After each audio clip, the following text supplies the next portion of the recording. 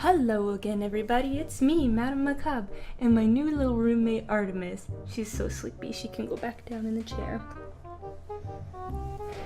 Today, I've got a special treat for you guys. It is the week of Halloween, so I thought I would share a special treat with you all. See, when I was moving here, I had to go through a lot of my old stuff, including sorting through my old bookshelf, which required me to go through old papers and drawings and all of those nightmares, as I'm sure you guys can understand going through your own stuff. While I'm not pulling up some of the old artwork because that's traumatizing, I do have a special little treat for you guys. I found a paper that I wrote in, I don't know when I wrote this, I'm thinking it's sometime in elementary school. Here we have my own original story, the kid eating bus driver. I thought I would share this with you guys, and it's actually been, I haven't read this probably for years, since I haven't read it since I wrote it. So we'll go on this magical adventure together. It's a spooky story, my spooky beginnings. What a Halloween treat. Okay. The Kid-Eating Bus Driver, Chapter 1. As you may know, all kids have had at least one bus driver they hate. As you well know, apparently. Okay, but this is a whole new story. Hi there. Me and my friends were, for once, minding our own business when we found out that we had the Kid-Eating Bus Driver. Why isn't the dumb bus here already? Yelled Lori. This was my next door neighbor at the time. I forgot my coat and it's freezing. We were all waiting for our beloved Teresa, quotation, our bus driver, in the dumb old bus to come pick us up. But soon we learned that our poor Teresa was never to return to us again. I remember I actually wrote this out of spite because we did have a bus driver named Teresa who's super nice, and then she probably, now that I'm older, I'm probably good for her, she probably found a better job, but the woman who replaced her was really cranky. But this, I guess, is pure spite towards the new woman, so I can already see which direction this is going in. Childhood. Who's that driving the bus? Said Keith. I don't know, I said. Huh? Said Lori, who... Okay, elementary school me, there's more ways to say said than said. You could say exclaimed, shouted, gasped. No, we're gonna do said a million times. Said Lori, who was busy looking at a small brown squirrel. We don't even have those here, we have the gray ones. Maybe it's a sub. Literally put a sad face. We all said sadly. The bus came ever so slowly, crawling inch by inch forward. That is awfully dramatic, tiny me. Chibi Madam needs to calm down. And then screeched to a halt. Get in, you little nasties! What is she like? You little nasties, like Smeagol, Gollum from Lord of the Rings. You nasties. Screeched the mysterious driver wrapped in a cloak. How would the school district hire this woman in a mysterious cloak? What is this, like Voldemort? Okay, and that's already the end of chapter 1. These are very short chapters. Chapter 2. We were all frightened, but we slowly walked up the steps anyways. Take your seats, yelled the nasty old bus driver. We took our seats as quickly as possible, but as the complete opposite, instead of going extremely slow, she roared off as fast as the old bus could possibly go. This is getting dramatic. About 3 bus stops down, Keith decided to start mocking the thing. She's not even a woman at this point, she's a thing. Decided to start mocking the thing, or so-called bus driver, by pretending to be her and making her mock herself. What a creative sentence. Who said that? She squealed. She's like a Smeagol pig thing. Not me. Or, oh, sorry, it's in a super, where is it? It's in super small text to emphasize that it's small. Not me, we all very quietly mumbled. She growled at, oh, and there's a handwritten fix to that typo. She growled and turned around, not looking back. She just, like, straight up, just, like, she didn't even say anything, she just, okay. Alright.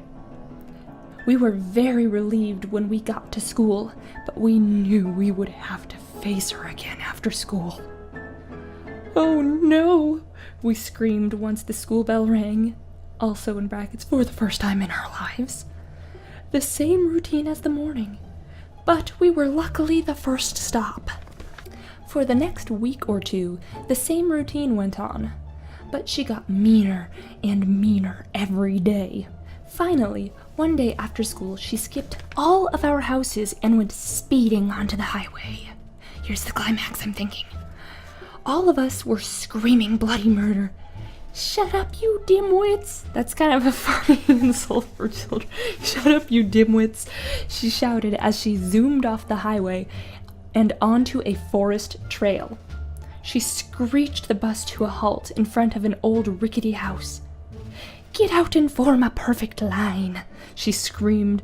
On the count of 3, when the bus driver was not looking, we ran as fast as we could into the woods. Okay, forming a perfect line is like... What is this, like the forest witch that's gonna eat the children? And, like, on the count of 3, how did you make those plans for... I'm overthinking. We ran into the woods, feeling sorry for the other kids who got caught trying to do the same. Oh, good night, sweet prince. I guess they're getting eaten. Oh, man. Eek! Lori and I screeched as we all looked down to see a sun-bleached skull on the ground. Oh, spooky-ooky. Here come the hyper-realistic eyes. The evil driver heard our cries and yelled, If anyone is out of line, they will go first. Everyone looked at each other and then back up at her. Okay, she mumbled angrily. What is she doing? Asked Keith. I don't know, Lori and I said at the same time. It looked like she was tying the kids to a tree. I know we could run away now and be safe, but we could also work together and rescue the other kids, I said. Oh, it's all my idea, apparently. Good idea, exclaimed Lori and Keith. This will take a lot of work, we said. Whatever we do, we can't get caught. This is getting into some Mission Impossible stuff. Oh, chapter 3 is only a paragraph, apparently. Okay. And I like how I didn't even separate it. It's just one solid block of text. After about 15 minutes, we created a foolproof plan in 15 minutes. Just nothing can go wrong, ever. After about 15 minutes, we created a foolproof plan and headed out.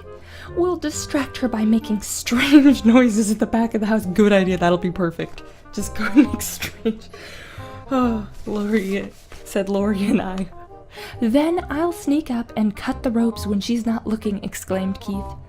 So me and Lori took sticks and started banging the back of the rickety old house. That's banging a stick, that's not making a strange noise. The driver started running towards the place where the noise had come from. Then it was Keith's chance. He ran as fast as he could over to the kids tied to the trees and chopped off all of the ropes. The evil driver heard the cheers of the children and quickly lost interest in the noise. Chapter 4. Oh, we are on the last page. This must be it. Here we go. But we planned this to happen. We had a huge net ready. Where'd we get the net? A huge net to... Okay. Which we had found on the old river. There was a river? Chibi Madam needs to learn to set a scene beforehand and foreshadow. Me and Lori quickly pulled the strings, and up she went. Quickly, I pulled out its weakness as Lori dropped the net. The weakness was a form saying that she was fired. Oh no! No! She screamed as she shriveled into a dried prune. What? We all cheered. As soon as I got home, I said, "Sorry I'm late. The bus sub was really bad." The end. Or is it? Alright, well, I hope you enjoyed that story. That was certainly unique. Look back into the archives.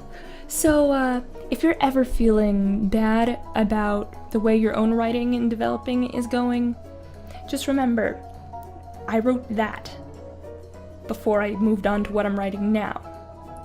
You too can improve. I look at this and I cringe, but I hope you can enjoy the cringe with me. Alright, you guys, well, I will have more Halloween-themed goodies coming up for you the rest of this week, but that is all for now. Until then, have a happy Halloween!